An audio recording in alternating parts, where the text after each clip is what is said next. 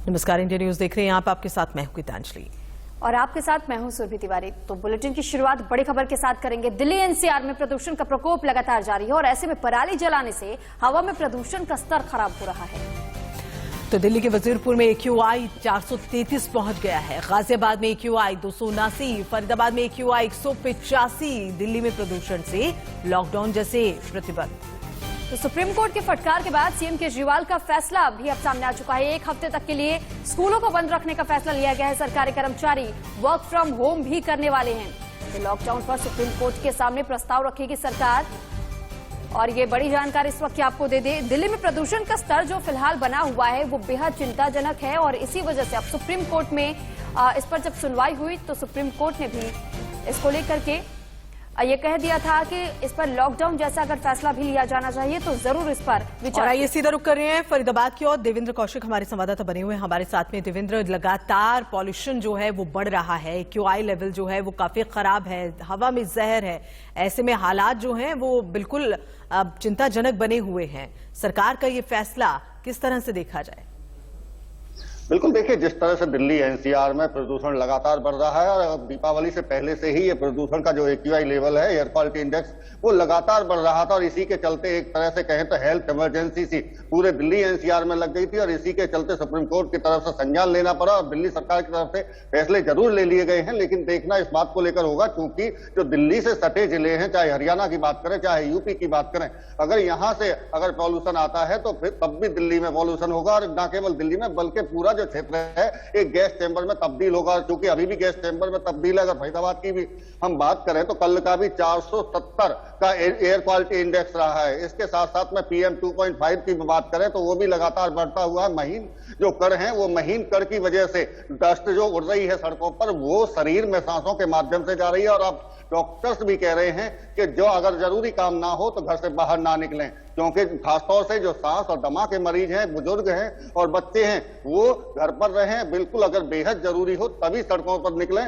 और मैं अगर तस्वीर देखिए, अभी भी 7 बजे का वक्त है, लेकिन अगर मैं तस्वीर दिखाना चाहूं आपको तो देखिए ये धुंध जो आप देख रहे हैं आसमान में, इस धुंध का ये धुंध नहीं है, कोहरा नहीं है, ये स्मॉग है, ये पॉल्यूशन है, ये जहरीली जो हवा है, ये वो है जो लोगों को स्वास्थ्य पर सीधा सीधा इसका असर पड़ रहा है। तो साफ तौर से समझ सकते हैं कि कितने मुश्किल हालात एक तरह से हो गए हैं। जिस तरह से हम जिक्र कर रहे हैं हेल्थ इमरजेंसी जैसे हालात और इसी वजह से सुप्रीम कोर्ट को भी कहना पड़ा कि क्यों ना 2 दिन के लिए लॉकडाउन लगा दिया जाए। तो अब देखना होगा, क्योंकि ग्रेप लागू हो चुका है, 15 अक्टूबर से ग्रेप लागू हो गया था और 15 अक्टूबर से ग्रेप लागू होने के साथ साथ में कई तरह की बंदिशें भी लगा दी गई थी। चाहे हम बात करें जितने भी होटल और ढाबे हैं, वहाँ जो कोयला से जलने वाले तंदूर हैं उन पर पूरी तरह से रोक लगा दी गई थी। जेनसेट पूरी तरह से रोक दिए गए हैं जो इंडस्ट्री में चलते हैं। इसके साथ साथ में अगर फरीदाबाद से भी हम इसे जोड़कर देखें तो 96 ऐसे क्रशर जोन हैं जिनको बंद कर दिया गया है, क्योंकि वहाँ पत्थरों की पिसाई होती है और वहाँ डस्ट और रोड़ी बनाई जाती है। और ठीक है देवेंद्र, आपसे ये भी जानना चाहेंगे कि जिस तरीके से ये खबर भी सामने आई थी जहां लॉकडाउन का जिक्र किया गया था सुप्रीम कोर्ट की तरफ से,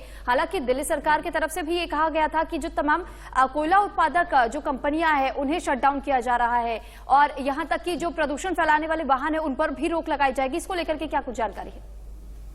बिल्कुल, देखिए रोजाना ATR जो एक्शन टेकन रिपोर्ट है वो डिपार्टमेंटों की तरफ से CPC भी ले रही है, HPC भी ले रही है, क्योंकि हरियाणा पॉल्यूशन कंट्रोल बोर्ड भी इसमें लगा हुआ है।